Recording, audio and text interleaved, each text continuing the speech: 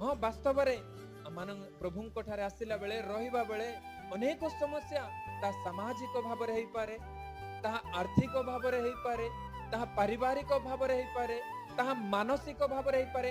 अनेक माने देखिबा मात्र जगतर लोक मानक देखंतु ना कोनोसी मानसिक भाव रे चिंतित थिबे, समृद्धि रे काटिबे से माने, किंतु शेष गति कोन कहले एक निमिष रे ओल्हाई जिवे, किंतु हम माने उद्धार पाइबा। तेणु प्रभु मानकु ए सुंदर विषय द्वारा आज कौन शिक्षा देवछंती माने दुष्ट मानक समृद्धि क्षणकाल स्थायी, किंतु धार्मिक मानकर समृद्धि अनंत काल स्थायी।